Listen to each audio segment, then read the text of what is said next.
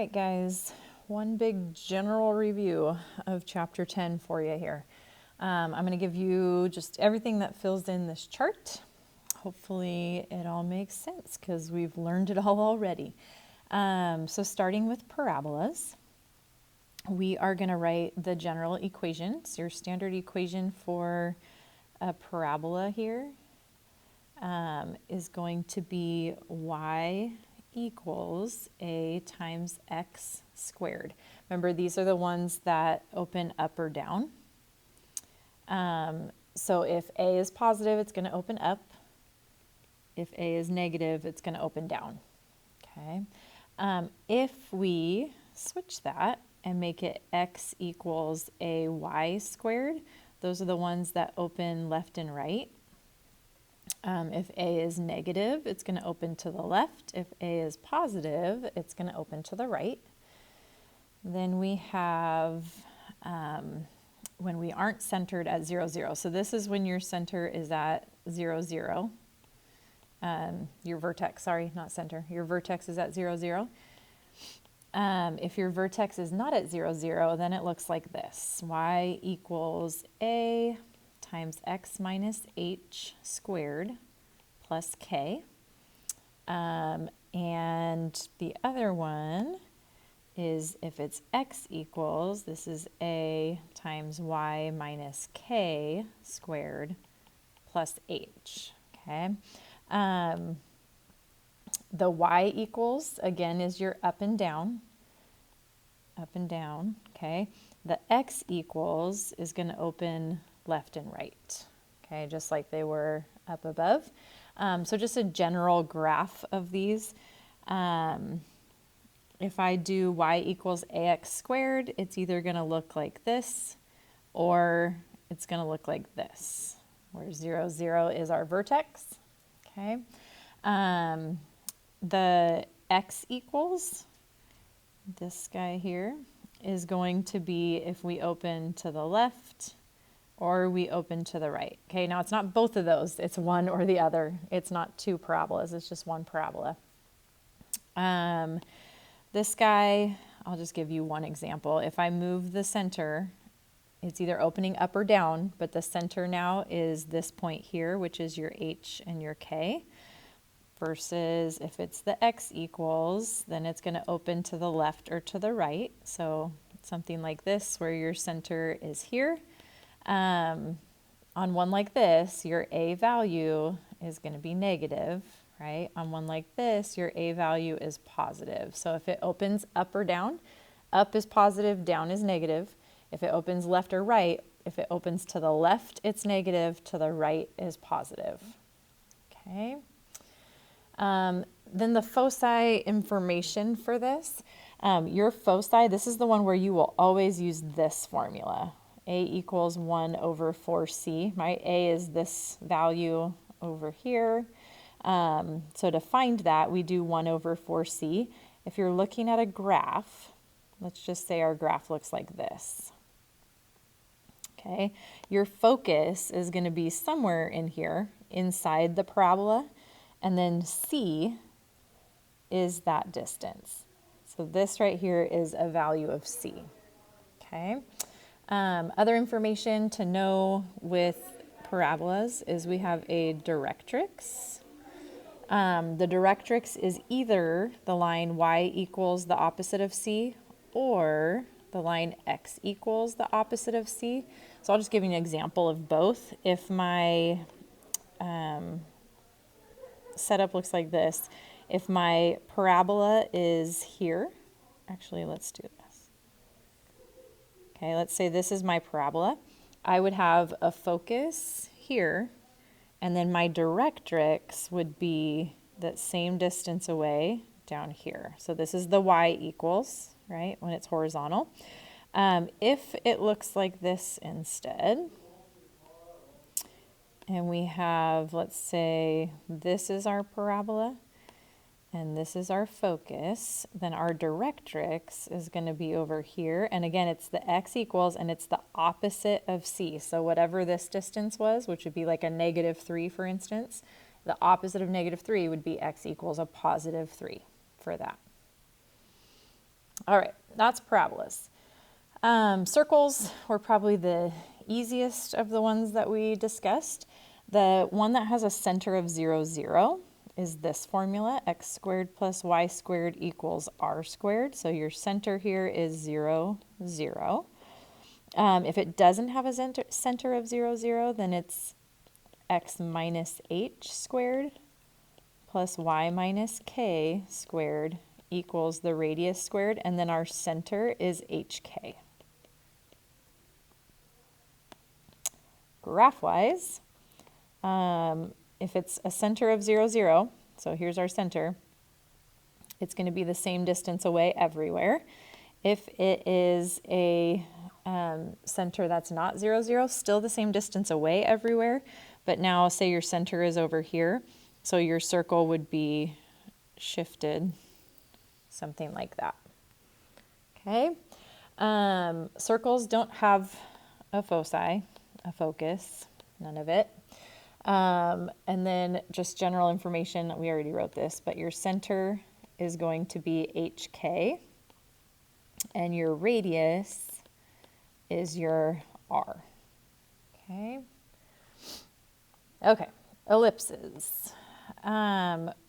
The general equation for an ellipse, if it's not shifted, so if you're centered at 0, 0, it's going to be this one, x squared over a squared plus, okay, this is a plus, keep that in mind with an ellipse, plus y squared over b squared equals 1. Okay, if it has shifted, then the equation is going to be x minus h squared over a squared plus y minus k squared over b squared equals 1. Okay. If it is centered at 0, 0, so like this guy, your ellipse will either go something like this. So here's your center, right? You'll have a focus and a focus. It can go wide or it can go tall, just depending on what your setup is, if your A is bigger or your B is bigger. If it's this guy, then it's going to shift. So I'll show you this one as a taller one. Now say your center is here, then your focus and your ellipse might look something like that. But like I said, that can go horizontal or vertical for that setup. It just matters what your A and B are, which one is which. Okay, for foci, you're using one of two equations. If you recall, it's going to be c squared equals either a squared minus b squared, or c squared equals b squared minus a squared. But rather than have to memorize which one goes with which situation, just remember it's always c squared equals the bigger minus the smaller. Okay, and your focus will be on the major axis, right? The longer axis. So like if you're looking at the graph here, this is longer than that. Well, that's where your focus falls. The focus falls on the longer one. Okay. One thing to note, and I mentioned this in class, but I will mention it again. When you're looking at the equation, okay, ellipses are plus in the equation. They're minus in the focus equation then, the foci equation, okay? So just keep that in mind. They're always opposite. Same is true for hyperbolas. I'll point that out in a minute too. Okay, then last thing for this, your vertices are going to be on your major axis. That's either going to be 2A or 2B, depending on if it's your x-axis or your y-axis. That is your major axis. Your covertices are on your minor axis, so the shorter axis. And again, that's either going to be 2A or 2B, depending on which axis is which here. Okay. So that is ellipses. And then last thing is hyperbolas, and this first box has a lot of stuff in it, so I'm going to zoom in just to make sure we get it all fitting in there. Okay, first equation. One of them is x squared over a squared minus y squared over b squared equals 1. Okay. The other one that looks like this is if we just switch those. So y squared over b squared minus x squared over a squared. Remember, whichever one comes first, those are your vertices, okay? So in this one, the a is going to be where your vertices fall. It's on the x-axis. In this one, the b is where your vertices fall. It's going to be on your y-axis, okay?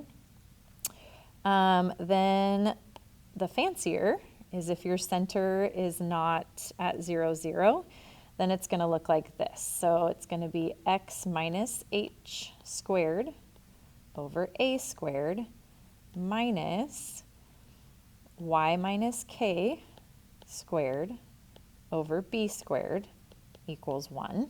Okay, so that's just shifted now to a new center.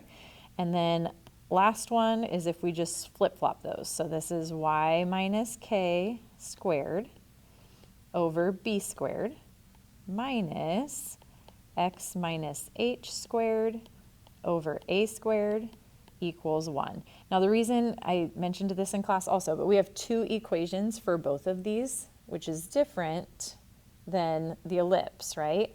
The reason is we're subtracting. Addition up here is commutative. You can add in either order, so that's why we didn't do two equations for that one. But for this one, it matters. You have to subtract in the right order or you get different answers. So that's why there's so many for this one. Okay, so when we have the that top equation there, okay, the pink one, that ends up being when your x is first, it makes, let me draw a coordinate plane here.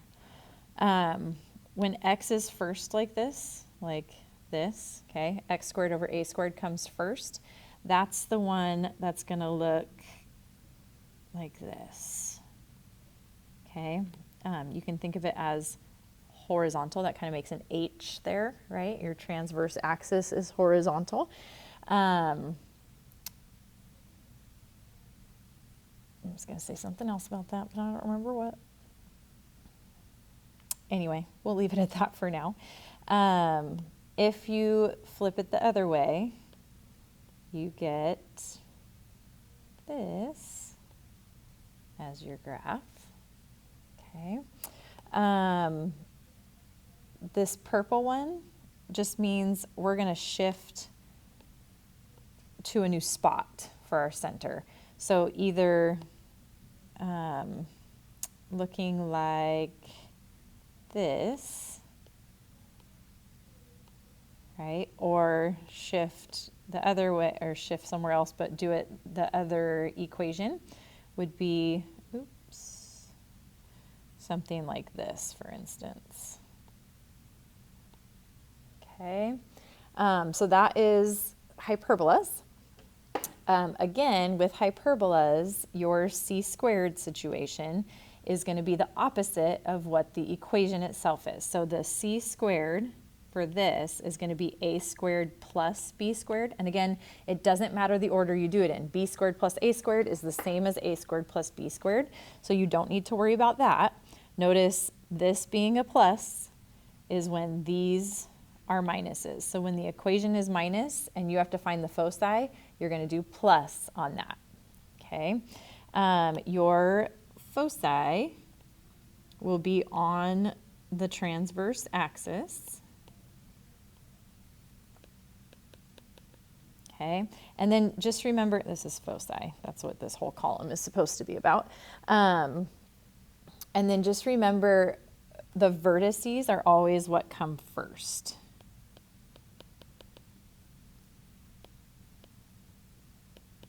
When it's a hyperbola.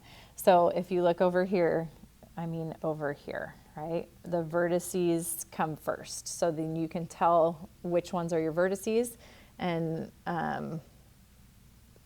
graph it based on that. Okay. Last thing here is asymptotes.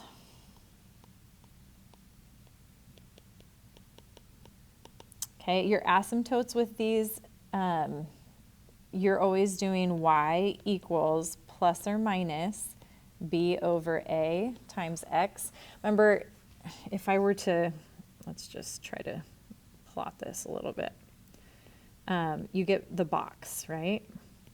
The asymptote is the diagonal and the diagonal. So it's the rise, how far did we go up, over the run, how far did we move over. So that's the other way you can think of it, is plus or minus the rise over the run times x. Okay, so that's the just general equation, general information for those. Do the review. If you have any questions, reach out before you take your test on, what is it, Tuesday. Okay, shoot me an email. We can try to set up a time if you need to find a time to get together. All right, enjoy.